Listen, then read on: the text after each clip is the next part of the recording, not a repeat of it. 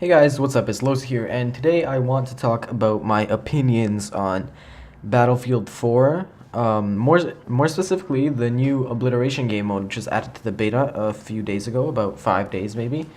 I'd like to talk about that new game mode, my opinions on it, and just a few more opinions on the overall beta. I don't think I'm gonna do a separate video for that because it's quite a lot of. I can't fill a whole video with only beta opinions. So let's get started. So Obliteration is a game mode in new game mode in Battlefield 4, where it's 32 players per team. So you have 64 players in total, but it's my bad. It's 16 per team, and it's 32 in total. Therefore, and basically how the game works is it's kind of like Sabotage in COD, if you've ever played COD. Now, I'm sorry for making a COD reference, but that's what most people are used to, and I do see a lot of COD people coming to Battlefield 4, actually. Since Battlefield 4 is trying to make the game a lot more user-friendly, a lot more noob-friendly as well, like for those who are new, to give them more tips and stuff. So, yeah, it's like Sabotage in COD, except it's a bit more complicated than that. Basically, there's one bomb, which somebody of either team controls. So there's always one person in the game who controls it, and he can be from either team. So how it works is you have two sides of the map, as you can see here in this footage right now. There's that side, and if you can see those orange, I'm not sure what they are. Are they the orange diamonds, I think. If you can see those orange diamonds on their side, that is their bomb site. Bomb sites, should I say. There are 3 of them. And basically what you have to do is your team has to get to their side, plant it at a bomb site, actually. Plant the bomb at the bomb site and let it detonate. And then keep repeating the process for the other 2 bomb sites. And that's how you win the game. You also win if you run out of time and you have more bomb sites taken than the other team. Okay, so now that we've kind of got out of the way what Obliteration is, let's talk about it for a sec. So one thing I have noticed in Obliteration is there's no attack boat. In Conquest there is the attack boat, which is a bigger boat than the jet ski, quite obviously. And it's a pretty powerful thing. I mean, I'd say it's about as powerful as a tank. In Battlefield 3, boats are useless, but in this, it's actually a kind of factor in this. Now, I think at least on Siege of Shanghai,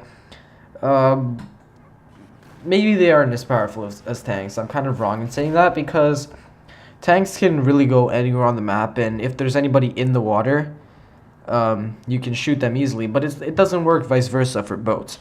If you have an attack boat, and you have people in between these buildings here, you can attack them, because obviously you're restricted to the water. Whereas in a tank, you can attack anybody in the water, because that's just how logic works. But yes, that's one thing I have noticed. There's no attack boat, and I can kind of understand the thinking behind that. Although I want to make a suggestion regarding the vehicles. Basically, if you have no attack boat, I can perfectly understand why they did that.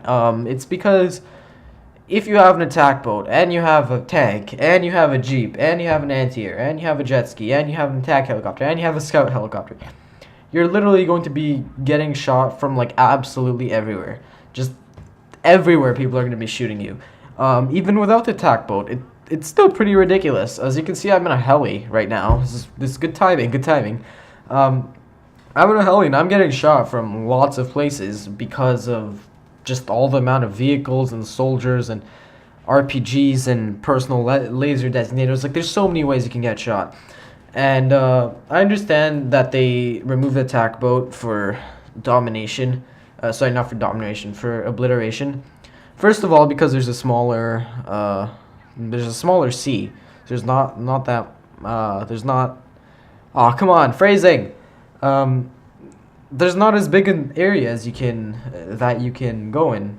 Quite simply, that's one of the things. And the other thing is just gonna be a huge clusterfuck if that happens.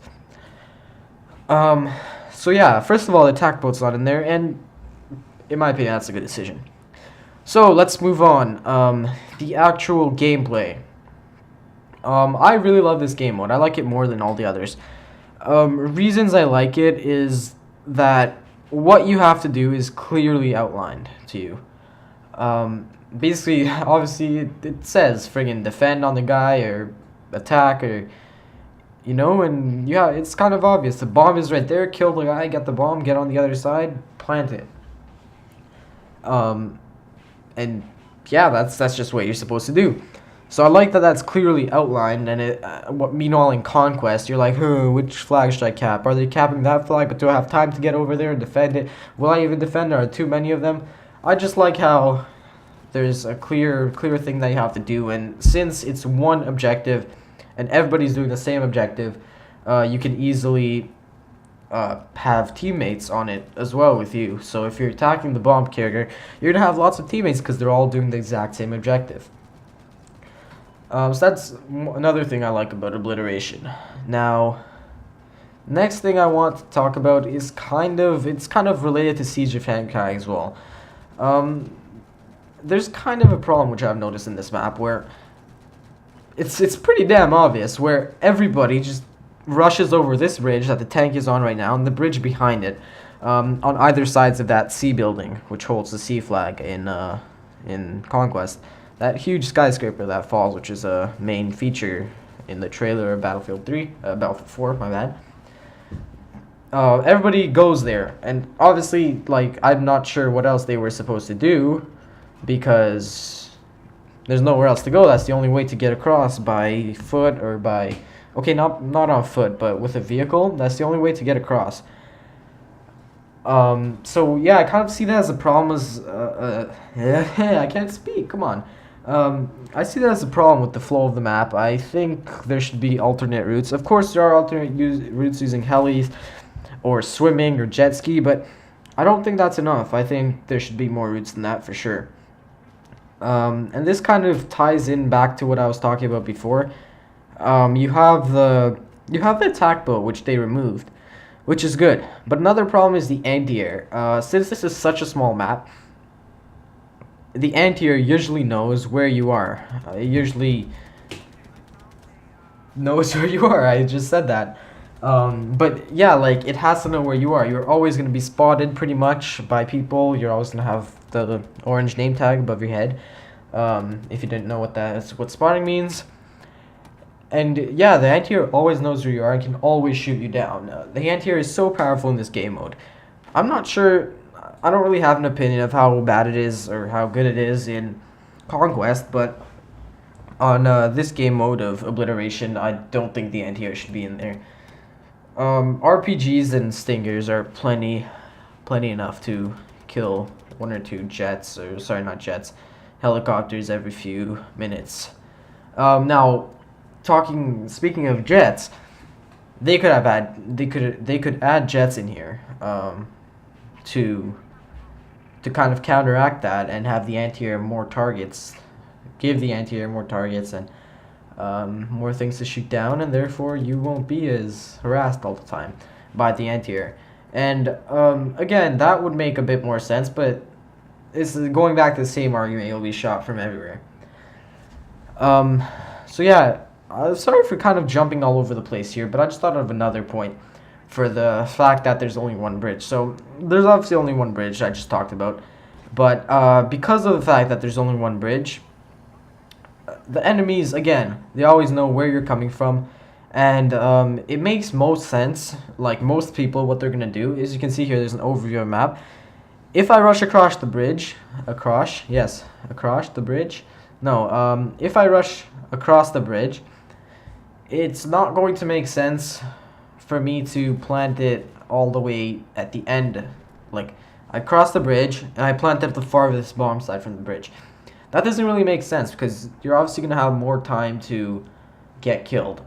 It is strategically the best option as you are getting closer each time when you plant the bomb, and therefore at the end you'll be left with a easier bomb target since it's closer. But most people will go for the closest one because they don't want to get killed, and that's a problem there as well because, as I said, it'll be really hard at the end to get them, to get the last bomb site when it's so far away. Now I have no idea what just happened. My computer screen shut off. Anyway, next thing, last thing I have to talk about actually, still kind of relates to the bridge thing. There would be nice to have more flanking opportunities.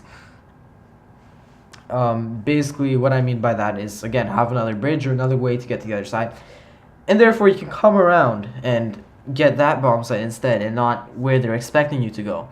Now, again, it's going to be kind of hard to do that when you have a huge-ass marker above your head saying kill, but if you had 2 bombs, for example, I think that'd be pretty cool. Your team could go attack theirs while their team attack yours.